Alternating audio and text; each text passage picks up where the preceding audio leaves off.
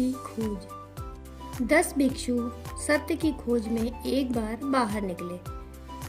उन्होंने बहुत पर्वतों, पहाड़ों, आश्रमों की यात्रा की, लेकिन उन्हें कोई सत्य का अनुभव ना हो सका, क्योंकि सारी यात्रा बाहर हो रही थी। किन्हीं पहाड़ों पर, किन्हीं आश्रमों में, किन्हीं गुरुओं के पास खोज चल रही थी। जब तक खोज किसी और की तरफ चलती है, तब तक उसे पाया भी कैसे जा सकता है जो स्वयं में है। आखिर में थक गए और अपने गांव वापस लौटने लगे। वर्षा के दिन थे, नदी बहुत उफान पर थी। उन्होंने नदी पार की। पार करने के बाद सोचा कि गिन लें, कोई खो तो नहीं गया। गिनती की, एक आदमी प्रतीत हुआ खो गया है। एक भिक्षु डूब गया था। गिनती 9 होती थी, वे 10 थे। 10 ने नदी पार की थी। लौटकर बाहर आकर गिना तो 9 मालूम होते थे। प्रत्येक व्यक्ति अपने को गिनना ही छोड़ जाता था। शेष सबको गिन लेता था।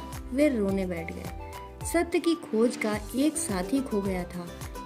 एक यात्री उस रास्ते से दूसरे गांव तक जाने के लिए निकल रहा था। उसने उनकी पीड़ा पूछी, उनके गिरते आंसू देखे। उनसे पूछा, क्या कठिनाई है?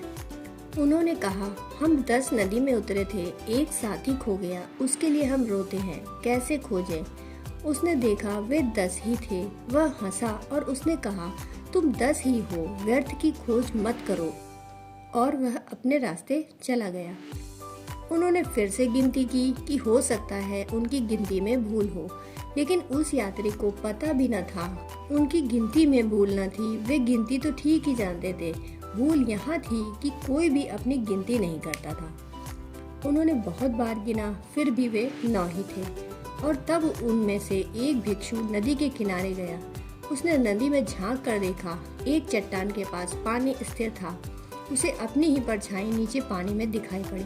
वह चिल्लाया। उसने अपने मित्रों को कहा, आओ, जिसे हम खोजते थे वह मौजूद है। 10वां साथी मिल गया है, लेकिन पानी बहुत गहरा है और उसे हम शायद निकाल ना सकेंगे, लेकिन उसका अंतिम दर्शन तो कर लें। एक एक व्यक्ति ने उस चट्टान के पास झांक कर देखा। नीचे एक भिक्षु मौजूद था। सबकी परछाई नीचे बनती उन्हें दिखाई पड़ी। तब इतना तो तय हो गया, इतने डूबे पानी में वह मर गया है। वे उसका अंतिम संस्कार कर रहे थे।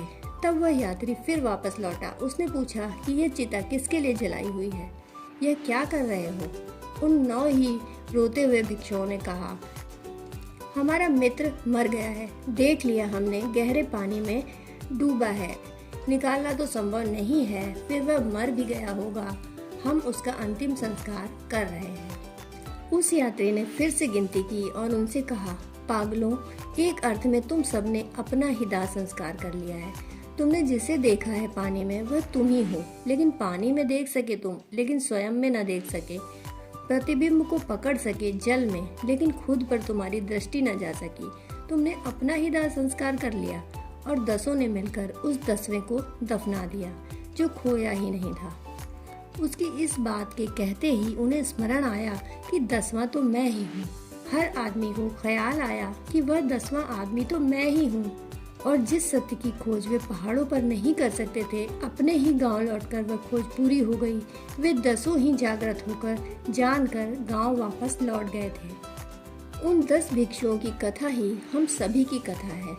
एक को हम छोड़ जाते हैं, स्वयं को, और सब तरफ हमारी दृष्टि जाती है। शास्त्रों में खोजते हैं, शब्दों में खोजते हैं, शास्त्रों के वचनों में खोजते हैं, पहाड़ों पर, पर्वतों पर खोजते हैं, सेवा में, समाज में, प्रार्थना में, पूजा में खोजते हैं। सिर्फ एक व्यक्ति भर इस खोज से वंचित रह जाता है। वह 10वां आदमी वंचित रह जाता है, जो कि हम स्वयं हैं।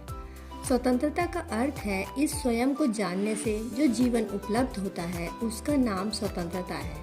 स्वतंत्र होना इस जगत में सबसे दुर्लभ बात है। स्वतंत्र वही हो सकता है जो स्वयं को जानता हो।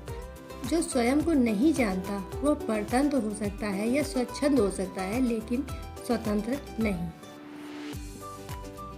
दोस्तों, कहानी सुनने के लिए आपका बहुत बहुत आभार।